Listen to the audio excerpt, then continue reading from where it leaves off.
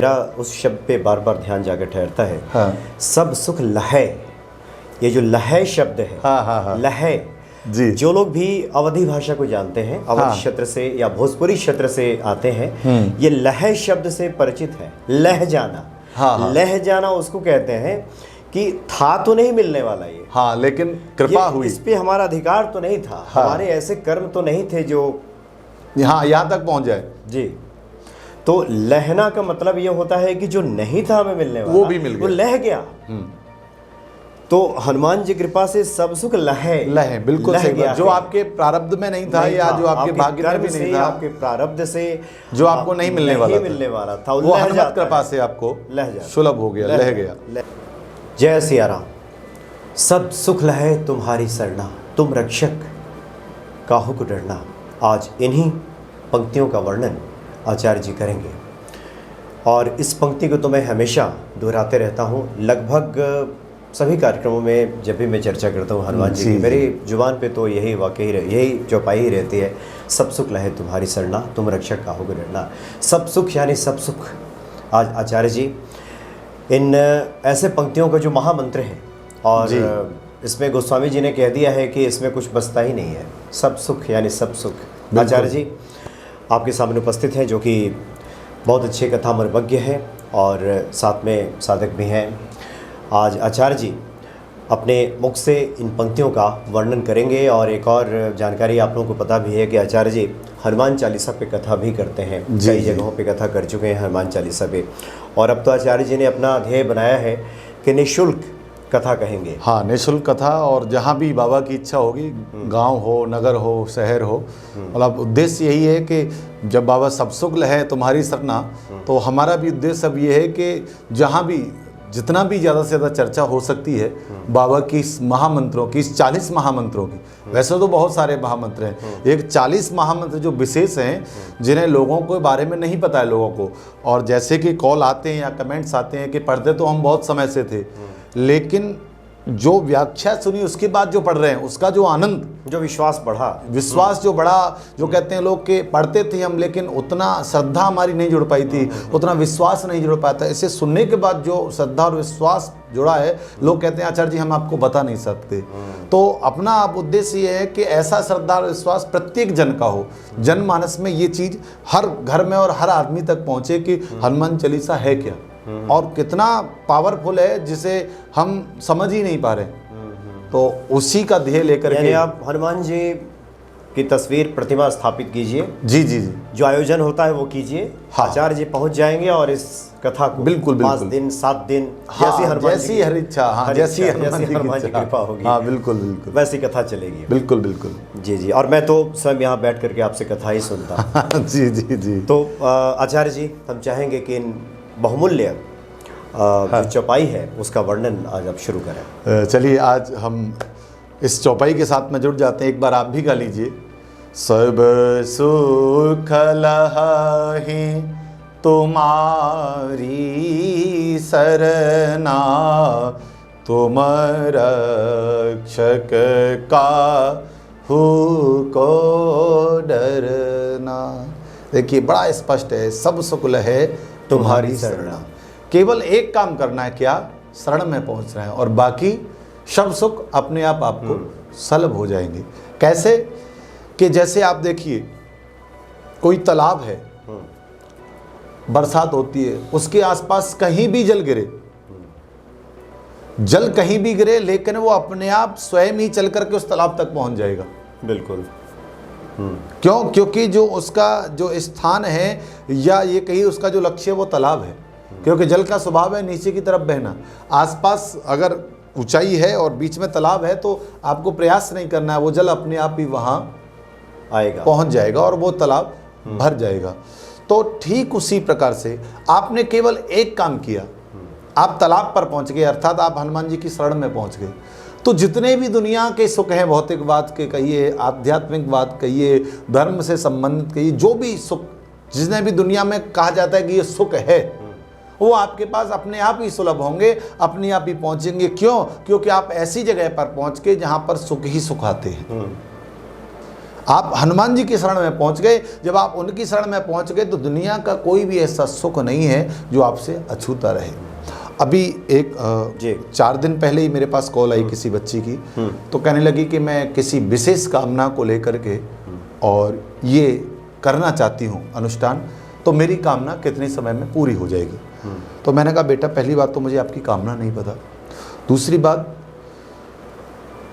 कामना पूर्ति होना न होना ये मेरे या आपके हाथ में नहीं, ये उसके हाथ में है। और दूसरी बात हमारी नज़र में कई बार लगता है कि ये बड़ा काम है, लेकिन पता चला कि उनके लिए तो वो बड़ा काम था ही नहीं, और पलक झपकते ही वो काम हमारा हो गया। कई बार हमें लगता है कि हमारी नज़र में बहुत छोटा सा काम है लेकिन वो नहीं हो पा रहा है।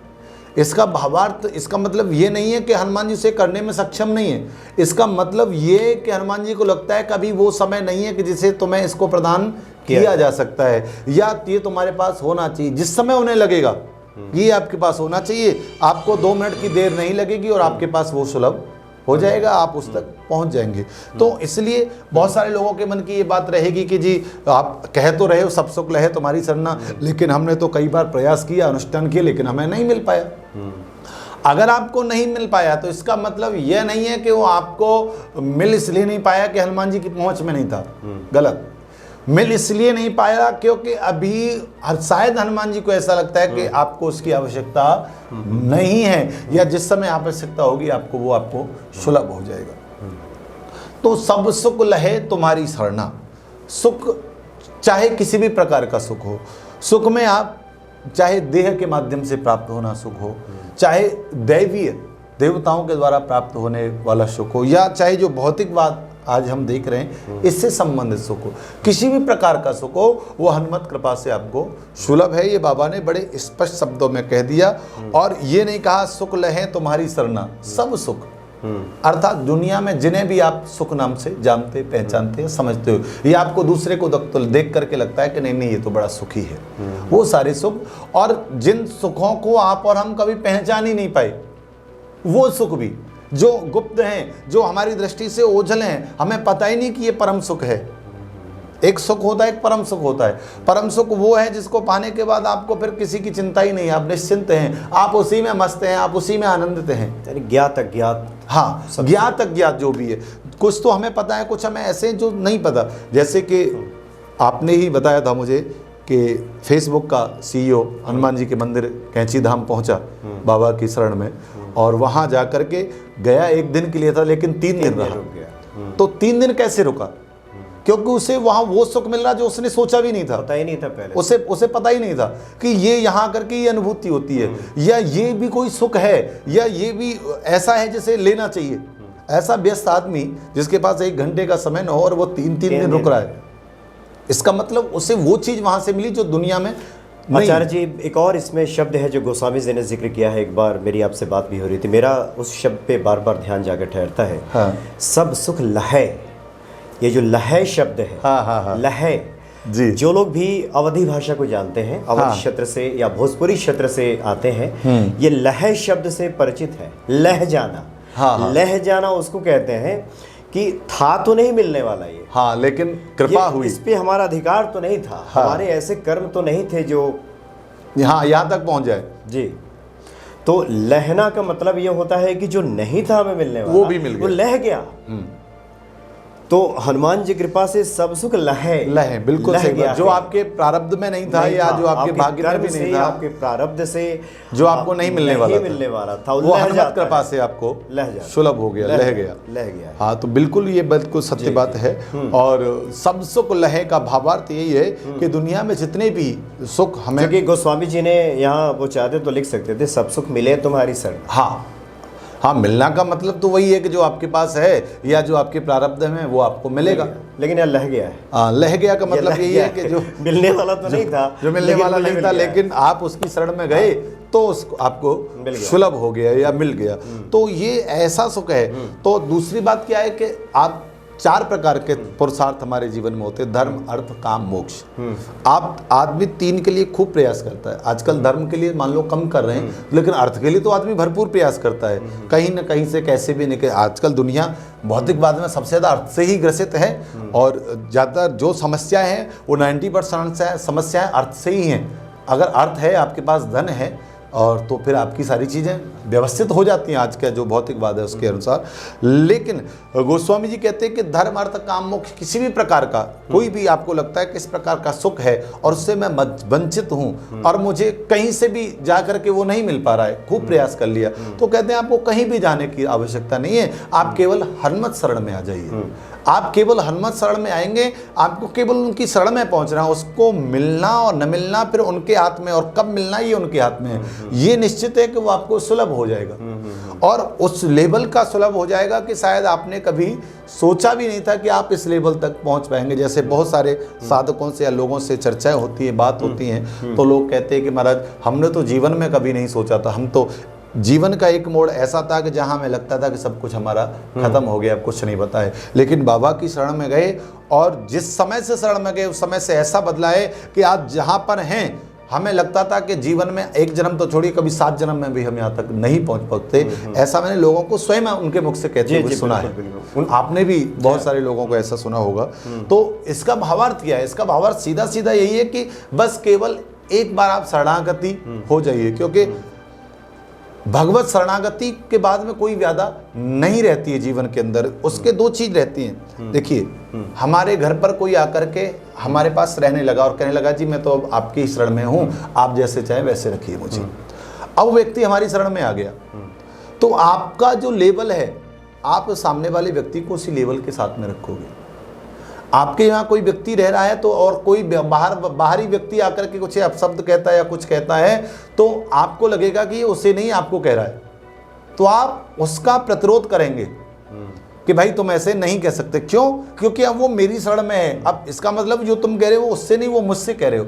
ठीक उसी प्रकार से जब आप हनुमान जी की शरण में चले गए, तो अब जो भी दुख कष्ट जो भी आ रहे हैं वो आप ऐसा मानिए आपके लिए नहीं आ रहे हैं, वो सीधे हनुमान जी से को प्रभावित करना चाह रहे हैं। और जब हनुमान जी के साथ में ऐसा होगा तो उनकी कृपा से या उनकी करुणा से आपके जीवन में सब कुछ सहज हो जाएगा और सब कुछ आपको सुगम हो जाएगा, सब कुछ आपको सुलभ हो जाएगा। दुनिया का कोई भी पदार्थ भौतिकवाद का हो, आध्यात्मिकवाद का हो, वो आपसे अछूता नहीं रहेगा। सब सुख लहे कहने का भावार्थ यह है कि हर व्यक्ति की कामना अलग प्रकार की होती है। आप किसी संत महात्मा के पास जाओगे तो वो कहेगा मुझे मोक्ष चाहिए, या वो चाहिएगा मुझे आध्यात्म चाहिए, या वो कहेगा कि मुझे परम शांति चाहिए। आप किसी गृहस्थी के पास में जाओगे तो वो अपनी जो ज़रूरत की चीज़ें हैं उनको लेकर के कि बच्चे का ये हो जाए, बेटी का विवाह हो जाए, या बच्चे को बेटा हो जाए, बहुत सारी जो अपनी गृहस्थ की समस्याएं होती हैं वो उनको लेकर के आपके सन्मुख आ जाएगा। एक किसी बड़े कारोबारी के पास आप जाओगे तो उसकी एक अलग प्रकार की समस्याएं होंगी, मेरा ये टेंडर पास हो जाए, मेरा ये प्रोजेक्ट लग जाए, या ये हो जाए, या वो, तो सबकी मांग अलग अलग है। सुख कोई एक सीमित नहीं है या निश्चित नहीं है, या सुख एक संत है उसे फकीरी में सुख मिल रहा है, और एक राजसी जीवन जीने के बाद भी सुखी नहीं। तो ये सुख कहाँ मिलेगा? ये व्यक्ति के अपने भाव और विचारों के ऊपर निर्भर करता है। आचार्य जी, थोड़ा सा यहाँ हम चाहेंगे, क्योंकि बहुत सारे भक्तों से बातचीत होती है, हाँ। तो उनकी जिज्ञासा रहती है। हमारे धर्मशास्त्रों में या फिर आचार्यों का मुख से भी आनंद को शाश्वत कहा गया है। जो आनंद है वो शाश्वत है, जो सुख है वो क्षणिक है जी, ये बताया गया है। यहाँ गोस्वामी जी ने सब आनंद मिले तुम्हारी सरना, लहे तुम्हारी सरना नहीं कहा है, सब सुख लहे तुम्हारी सरना। एक और पंक्ति आती है जब राम और लक्ष्मण पुष्प वाटिका जाने होते हैं, राम लखन सुनी भय सुखारे, वो सुखी हो गए, सुन करके सुखी हो गए। तो चूँकि ये बातें हनुमान जी से के साथ जोड़ करके भी गोस्वामी जी ने लिखी है कि सब सुख लहे तुम्हारी सरना। तो ये जो सुख है, और अगला लाइन चूँकि आप अभी बताएंगे उसमें तुम रक्षक, चूँकि जो सुख है वो तो क्षणिक है, वो बदलेगा जी, वो बदल सकता है, लेकिन यहाँ रक्षा के लिए चूँकि हनुमान जी को खड़ा कर दिया गया है। तो जिज्ञासा होती है भक्तों की कि क्या ये जो सुख है या जो हनुमान जी प्रदान करते हैं, क्या वो उसी परमानंद कोटि का है? क्या उसी परमानंद कोटि का है जो कि गुरु विश्वामित्र ने राम और लक्ष्मण को दिया था, राम लखन सुनि भय सुखारे, वो भी सुख से भर गए राम और लखन। तो इस पे हम चाहेंगे कि थोड़ा सा प्रकाश डालें। देखिए, सुख जो होता है वो भौतिकवाद से जुड़ा हुआ होता है, वो संसार के साथ जुड़ा हुआ होता है और संसार के साथ ही नष्ट होता है।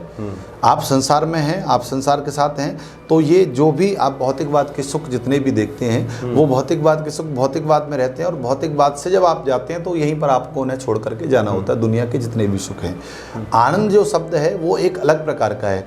आनंद का आज तक दुनिया में कोई विलोम नहीं है। सुख का विलोम दुख होता है, यश का विलोम अपयश होता है, लाभ का विलोम हानि होता है, लेकिन आनंद का कोई विलोम नहीं है। आनंद के साथ में आप दूसरे शब्द जोड़ सकते हैं, जैसे विषय आनंद आपने जोड़ा, विषय जोड़ा तो विषयानंद हो गया, परम आपने जोड़ा तो परमानंद हो गया, ब्रह्म आपने जोड़ा तो ब्रह्मानंद हो गया। तो विषयानंद आप किससे कहते हैं? जो भौतिक सुख हैं दुनिया के, एसी चल रहा है उससे सुख मिल रहा है, बंद हो गया तो नहीं मिलेगा। आप गाड़ी से जा रहे हैं, गाड़ी से चल रहे हैं तो सुख मिल रहा है, गाड़ी बंद हो गई तो आपको सुख नहीं मिलेगा, तो ये विषयानंद हो गया, तो आनंद नहीं हुआ। लेकिन परमानंद, आपको बहुत ज़्यादा आनंद आ रहा है तो आप परमानंद में मिल गए, या आपको ब्रह्म के साथ तादाद में हो गए तो आप ब्रह्मानंद में चले गए। तो जो आनंद है वो शाश्वत है, ये बिल्कुल सत्य है और उसका कोई वो नहीं है। लेकिन ये जो सुख है, सुख शब्द का जो संबंध है वो संसार से है। संसार के जितने सुख हैं, चाहे वो किसी भी प्रकार के हों, चाहे वो आध्यात्म के हों, चाहे वो आपके धर्म के हों, चाहे वो काम के हों, चाहे वो मोक्ष के हों, तो ये सब सुलभ हैं। लेकिन सुलभ हैं और चूंकि ये क्षणिक तो है ही, संसार ही नाशवान है। तो जब संसार नाशवान है तो उससे संबंधित कोई भी पदार्थ आपके लिए है और अक्षय हो जाए ऐसा नहीं हो सकता है। लेकिन उसमें दो चीज़ें होती हैं, एक तो ये कि आज आपको मिला और कल ख़त्म हो गया, एक आज आपको मिला और आपका जीवन पर्यंत आपके साथ चलता रहा। तो दोनों में बड़ा नाश तो दोनों का होना है, एक का कल ही नाश होना है और एक को 50 साल बाद नाश होना है, या 10 साल बाद नाश होना है, या 20 साल बाद नाश होता है। अगर आप आज आपको 20 साल तक किसी सुख सुविधा को मिला है और आपने उपभोग किया है, तो अगर उसके बाद वो जाती है तो आप ये नहीं कहेंगे कि उसका नाश हो गया, आप ये कहेंगे कि आपने उस जीवन में उसका उपयोग कर लिया। लेकिन आज आपको मिला, आज तो आप मंत्री बने थे नए नए, पता चला कल आपसे मंत्री पद छिन गया, तो उसका मतलब ये हुआ कि वो सुख का नाश हो गया, आपको वो आपको मिल नहीं पाया, आप उसका उपभोग नहीं कर पाए। तो संसार के पदार्थ तो नाशवान हैं, लेकिन चूंकि हनुमान जी आपके साथ में हैं तो इतना है कि जो पदार्थ आज आपको मिल रहा है आप उसका जीवन उपभोग कर सकते हैं। उसका नाश तो होगा, क्योंकि संसार से लिया हुआ पदार्थ है, संसार में नाश होता ही होता है, लेकिन वो उस समय तक आपको मिलेगा जिस समय तक आपको उसकी आवश्यकता है, या ये कहिए कि आप उसका पूर्ण रूप से उपभोग कर लेते हैं। आप ऐसे भी मानिए, आज आप मेरे पास गाड़ी है, कल उससे मेरे पास बड़ी गाड़ी आ गई, तो आप उसे क्या कहेंगे? मेरा सुख नष्ट हो गया, बढ़ गया ना। गाड़ी तो चली गई लेकिन दूसरी आ गई। तो ठीक इसी प्रकार से जो सांसारिक सुख हैं कि हमें लगेगा कि एक सुख नष्ट हुआ है, तो लेकिन उससे बढ़ करके आचार्य जी हम लोग हनुमान जी कृपा पक्ष को और ज़्यादा महसूस कर सकें, उसको पहचान सकें, इसलिए आपसे एक और जिज्ञासा होगी। गोस्वामी जी को पता है जो सुख है वो तो नश्वर है, सुख बदलेगा, सुख है तो दुख भी आएगा, दुख है तो सुख भी आएगा, बदलता है। लेकिन हनुमान जी के साथ फिर से इस बात पे जोर देना होगा कि हनुमान जी के साथ ही ये बात जुड़ी हुई है कि किसी भी प्रकार का सुख हो, तुम रक्षक, जिसके रक्षक हनुमान जी बन जाते हैं जिन सुखों के, फिर काहे को डरना नहीं। वो बात तो क्या इस अर्थ में इसको लिया जाए कि गोस्वामी जी को तो पता है, आनंद की बात नहीं कर रहे हैं, सब सुख की बात कर, जो सुख जहाँ से हमें मिल सकता है सब सुख हमें मिल रहा है, लेकिन हनुमान जी एक रक्षक के तौर पे हैं, उन सुखों की रक्षा करने वाले स्वयं हनुमान जी हैं। और इसीलिए आपने कहा कि एक समय विशेष पे तो सब बदलेगा, जो कि हम लोग महामृत्युंजय मंत्र में भी पढ़ते हैं कि समय आने पे जो पकी हुई ककड़ी की तरह, बेल की तरह जो समय आता है तो चीज़ें बदल जाती हैं, एक वो अलग समय है। लेकिन न जिसको कहें कि न कुसमय नहीं बदलेगा। हाँ, तात्पर्य ये है, इसके कहने का तात्पर्य है कि वो जो सुख है वो कुसमय एक समय पा करके, वही मैंने आपसे अभी यही कहा कि उसका ऐसा नहीं कि आज आपको मिला और कल ही वो आपसे चला गया, रूपांतरण होगा। हाँ, तो दूसरा क्या है कि जैसे आप हनुमान जी की शरण में आए तो ये बात सही है। देखिए हनुमान जी तो वो हैं, वो अमोघ हैं अमोघ बाण है राम का, जिसको मतलब जो जहां जाएगा तो कार्य सिद्ध करके लौटेगा ही लौटेगा।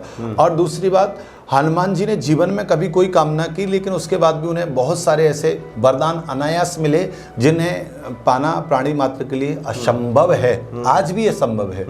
तो दूसरा क्या है कि अगर आप उनकी शरण में आए हैं और सुख आपको मिले हैं तो तुम रक्षक काहू को डरना का भावार्थ यह है कि जो अष्टसिद्धि नव निधि के दाता हैं या जो स्वयं दीर्घायु हैं, जो चाहे जिस व्यक्ति को चाहे उस व्यक्ति को उतने समय तक के लिए रख सकते हैं अपने पास या अपनी राम जी की सेवा में लगा करके उसकी आयु को भी आगे बढ़ा सकते हैं। ऐसे बहुत सारे हनुमान जी की चर्चाएं हैं कि जिसकी मृत्यु निकट थी लेकिन हनुमान जी ने उसको राम जी की सेवा में लगा दिया और राम जी की सेवा में लग गया तो उसकी मृत्यु नहीं हो पाई। क्यों? क्योंकि राम की जो सेवा में लगा हुआ है, काल का भी सामर्थ्य नहीं कि वो उसको वहां से सेवा में से उठा करके ले जाए। तो बहुत सारे ऐसे चरित्र हैं हनुमान जी के जिन्होंने किसी व्यक्ति की जब आयु क्षणिक थी और उन्हें लग रहा कि नहीं नहीं इसे तो अभी अवसर मिलना चाहिए, तो उन्होंने उसे राम जी की सेवा में लगाया। और मृत्यु का एक निश्चित समय अगर वो टल गया तो टल गया, फिर मृत्यु आपको नहीं आ सकती। तो ऐसी बहुत सारे चरित्र हनुमान जी के हैं, कभी अवसर आने पर उनकी भी चर्चा हम लोग करेंगे। तो ऐसे हनुमान जी महाराज जो मृत्यु को भी टाल सकता है, तो वो संसार के सुखों को आपके जीवन के साथ जोड़कर रख दे तो ये कोई बड़ी बात नहीं है। संसार के सुख नाशवान है, ये बिल्कुल सत्य है, लेकिन इस नाशवान सुखों के साथ में या नाशवान शरीर के साथ में ही आप उस अविनाशी हनुमान या अविनाशी परमात्मा को प्राप्त करते हैं, ये भी सत्य है। संसार असत्य है, ये भी सत्य है। असत्य संसार के माध्यम से, नाशवान शरीर के माध्यम से उस अविनाशी परमात्मा तक पहुँचते हैं, ये भी बिल्कुल सत्य है। संसार भले ही नाशवान है, लेकिन संसार जिस मार्ग से आपको ईश्वर तक पहुँचाने का कार्य करता है वो ईश्वर नाशवान नहीं है। या उस ईश्वर की महती कृपा हो जाए तो एक साधारण प्राणी भी त्रिलोकी पर साम्राज्य करता है। तो इसलिए ये कहना कि हनुमान जी हैं तो आपके सुखों में कोई कमी आएगी, ये संगत नहीं है, वो संगत है। हनुमान जी आपके साथ हैं तो आपका, मैं कहता हूं 1 मिनट का सुख आपका हजारों साल चलेगा, क्योंकि वो साथ हैं। और वो ऐसी प्रतिभा है, हनुमान जी एक ऐसी प्रतिभा है कि जिनका कलयुग में तो खास करके कोई तोड़ नहीं है या उनसे सुगम कोई नहीं है। मतलब जरा सी आप देखिए, जरा सा आपने हनुमान चालीसा भाव के साथ में पढ़ा और आपके कार्य होने लगे या आपके कार्य बनने लगे, तो ये सब उसकी कृपा से सुलभ है। और सब सुख लहे तुम्हारी सरना, तुम रक्षक काहू को डरना। जब आप उनकी शरण में चले गए तो उसके 2 अर्थ निकलते हैं। आप हनुमान जी की शरण में चले गए तो आपको अब निर्भय हो जाना चाहिए, किसी प्रकार का, ना तो आपका किसी काम से भय होना चाहिए, न किसी क्रोध से भय होना चाहिए, न किसी लोभ से भय होना चाहिए, न किसी द्वेष से भय होना, किसी से भी भय नहीं होना चाहिए, क्योंकि आप हनुमान जी की शरण में गए हैं, इसलिए आप भय रहित रहिए, पहली बात। दूसरी बात, तुम रक्षक काहू को डरना। दूसरी बात यह है कि जब हनुमान जी ने आपकी रक्षा का बीड़ा उठा लिया तो आप इस बात पर निश्चिंत हो जाइए कि आपको दुनिया की कोई भी ताकत आपको अपने मार्ग से नहीं भटका सकती है, क्योंकि आपके मार्ग की और आपकी रक्षा स्वयं हनुमान जी महाराज कर रहे हैं। इसलिए आपको उस मार्ग से अब कोई भटका नहीं सकता है।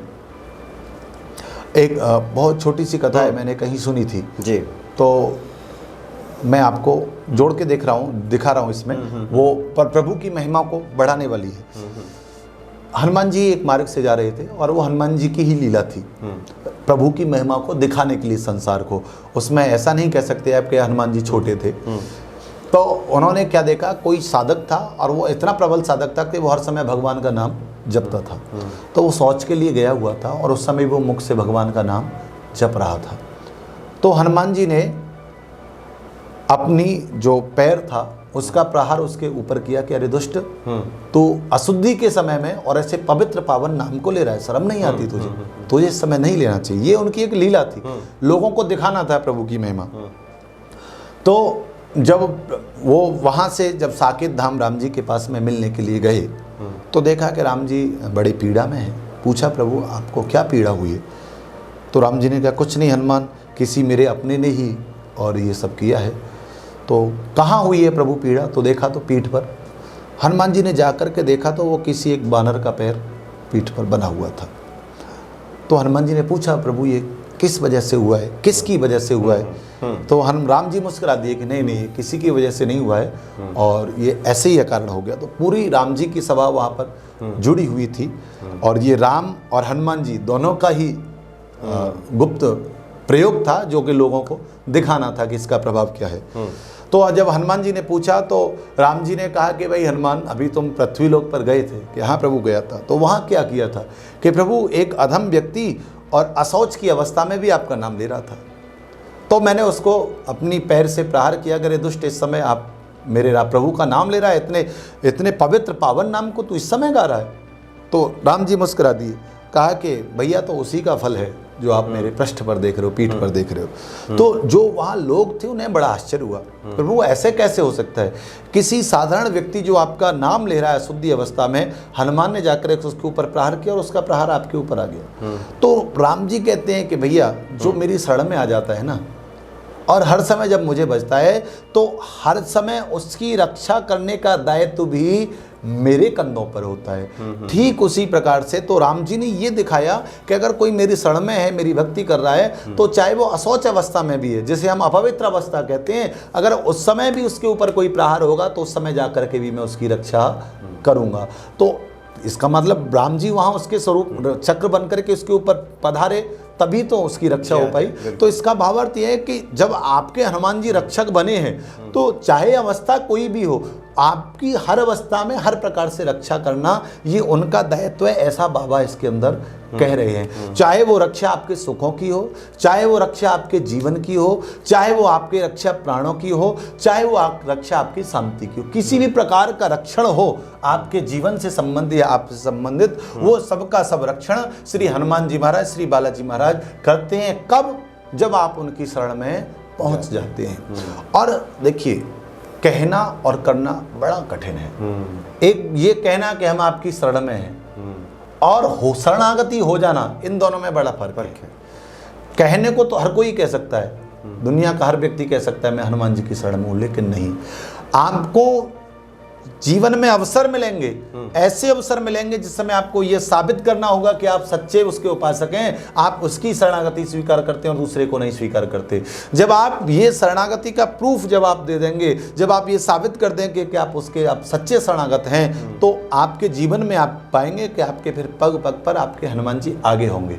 आपके संकट आने से एक कदम आगे हनुमान जी खड़े होंगे और आपके संकट को आपके दूर करेंगे। जैसे कि मैंने शायद पहले भी बताया था कि जीवन में जब जब कोई दुख या संकट आता है तो उससे पहले हनुमत कृपा पहले आती है। किस प्रकार से, जैसे संकट रूपी रावण जब सीता के पास लंका में अशोक वाटिका में पहुंचता है तो रावण के पहुंचने से पहले हनुमान जी उस अशोक वृक्ष के ऊपर कृपा के रूप में पहुंच जाते हैं और मानो वो कहते हैं कि जब मैं आ गया हूं तो राम के भक्त पर, मां जानकी पर कोई भी आंच नहीं आ सकती। ठीक उसी प्रकार से हम लोगों के जीवन में भी जब शरणागति हो जाती है, तो जब कोई संकट क्योंकि सामने से आ रहा है तो हमें दिखाई दे रहा है, लेकिन भगवत कृपा हनुमत कृपा सिर के ऊपर से आ रही, इसलिए हमें दिखाई नहीं दे रही है। इसलिए निश्चिंत रहिए, आपके जीवन में कोई भी संकट आ रहा है और आप उनके प्रति श्रद्धावान हैं, आप निष्ठावान हैं, तो निश्चय मानिए कि आपके जीवन में आने वाले संकट से श्री हनुमान जी महाराज उसकी निवृत्ति करेंगे और आपको बचाएंगे। इसलिए इस बात को आप गांठ बांध लीजिए कि आप केवल शरणागति को स्वीकार करिए।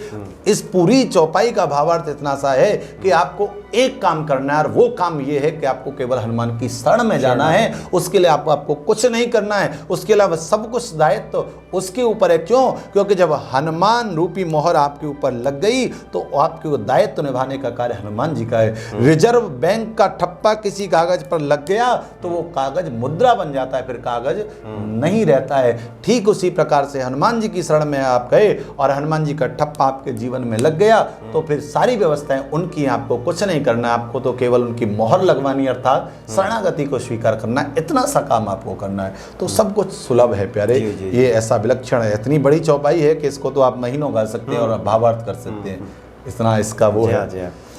तो कुल मिलाकर किंतु परंतु इधर उधर देखना छोड़ दें और एकमात्र हनुमान जी का शरण लें।